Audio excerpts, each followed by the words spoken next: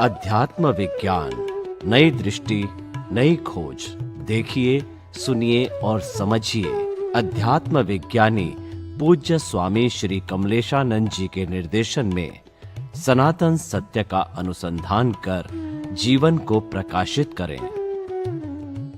आप बताते हैं कि दृष्टि को बदलिए, सृष्टि बदलेगी। ये आपका मुख्य सिद्धांत है आध्यात्म विज्ञान का। लेकिन जो आध्यात्म विज्ञान का पालन करने वाले हैं और जिन्होंने बहुत गहराई से इसको समझा है और लंबे समय से पालन कर रहे हैं, जैसे मैं भी आपकी कृपा से पालन कर रहा हूं, लेकिन कई बार क्या होता है कि ये सिद्धांत जानते हुए भी हम दूसरे को दोषी देख देते हैं और दूसरे के ऊपर जो है ब्लेम, आप ब्लेम और क्लेम की बात कहते हैं, हम क्लेम भी कर लेते हैं, ब्लेम भी कर लेते हैं। हमको जानकारी है, पर ये सारा होता क्यों है? सिद्धांत को जानते हैं, दृष्टि को जानते हैं, फिर भी जब समय आता है तो ये हो जाता है। ऐसा क्यों होता है? ये बराबर है। आपका प्रश्न अच्छा है कि ऐसा क्यों होता है। देखो, दृष्टि मिलने का मतलब यह नहीं है कि मन वचन काया को बदलना है।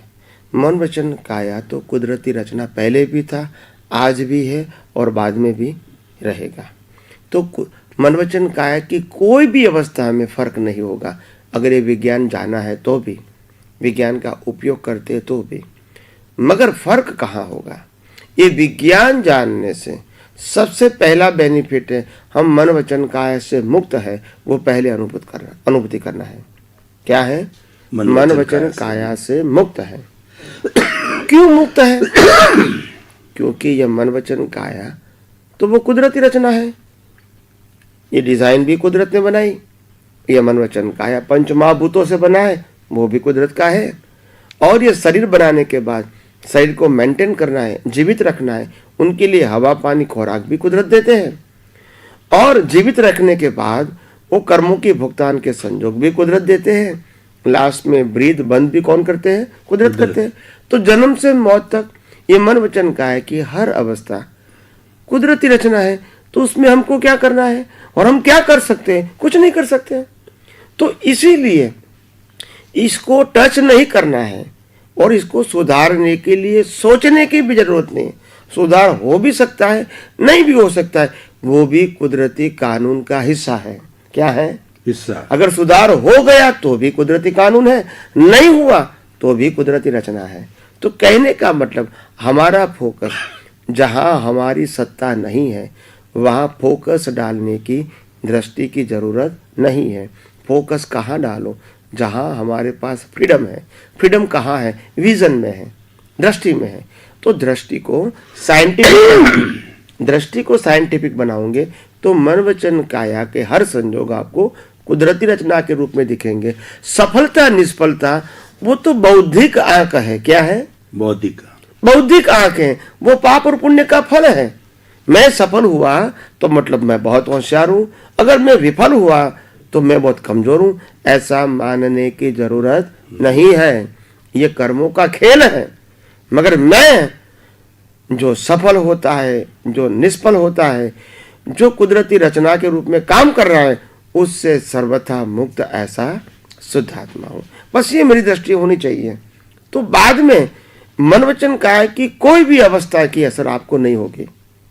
मगर आप इससे जुड़ जाते हैं, फिर कहते हैं मेरे को इफेक्ट होगी, क्योंकि आप जुड़ गए ना। तो ज्ञानी पुरुष एक ही बात करता है, प्रकृति का एक भी स्वभाव मेरे में नहीं है और मेरा एक भी गुण प्रकृति में नहीं। गुण के हिसाब से दोनों क्या है? अलग है और अलग ही रहेंगे। तो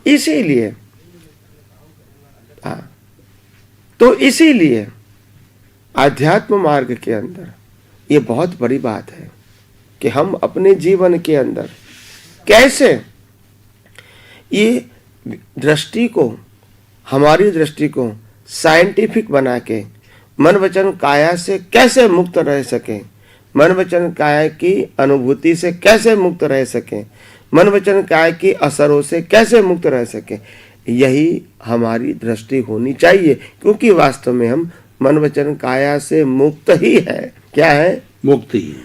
सिर्फ अनुभव बाकी है, तो अनुभव के लिए दृष्टि चाहिए। वास्तव में तो जड़ और चेतन दोनों क्या है? अलग ही है और अलग ही रहेंगे, मगर भ्रांति से एक हो गए। भ्रांति का मतलब होता है अज्ञान से जड़ और चेतन का वेल्डिंग हो गया, रॉन्ग बिलीफ से। कैसे? वास्तव में एक नहीं हो सकता है, बाय रियली स्पीकिंग एक नहीं हो सकता है जड़ चेतन, मगर भ्रांति का वेल्डिंग लग गया। क्या लग गया? वेल्डिंग। एक यहाँ जड़ है, यहाँ चेतन है, और बीच में वेल्डिंग लग गया भ्रांति का। मैं शरीर हूं, है आत्मा, मगर बोलता क्या है? मैं शरीर हूं, तो वेल्डिंग हो गया। मैंने ऐसा किया, वेल्डिंग हो गया। मैंने ऐसा भुगतान किया, वेल्डिंग हो गया। ये मेरा है, वेल्डिंग हो गया। यानी जो मैं नहीं हूं, नहीं करता हूं, न मैं मालिक हूं, फिर भी अज्ञानता के वश वेल्डिंग हो गया। तो दोनों अलग होते हुए भी एक की भ्रांति हो गई, और ये दुनिया भ्रांति रूपी अज्ञान से क्या हो गया? खड़ा हो गया। और ये कर्म भी भ्रांति से बनते हैं, कर्म विज्ञान से नहीं बनते हैं, कर्म अज्ञान से बनते हैं। अज्ञान का मतलब होता है भ्रांति, और भ्रांति का मतलब होता है रॉन्ग बिलीफ। तो रॉन्ग बिलीफ से ऐसे बनता है। तो धीरे धीरे जैसे जैसे आपकी दृष्टि में परिवर्तन आएगा, और आपकी दृष्टि जितनी साइंटिफिक होगी, इतना आपका जीवन एकदम सरल होगा, आसान होगा, सहज होगा, और बोझ मुक्त, टेंशन मुक्त होगा। और मैं आशा करता हूँ कि आप सब लोगों को ये दृष्टि की बात और दृष्टि की वैल्यू क्या है वो समझ में आएगा धीरे धीरे। बहुत बहुत धन्यवाद श्रोतागण। हम बहुत भाग्यशाली हैं, पुण्यशाली हैं। पुरुष हमारा बहुत बड़ा पुण्योदय है कि ऐसे महान आत्मज्ञानी, आत्मविज्ञानी जो विज्ञान की बात करते हैं, आध्यात्म विज्ञान की बात करते हैं, वो हमारे साथ है। तो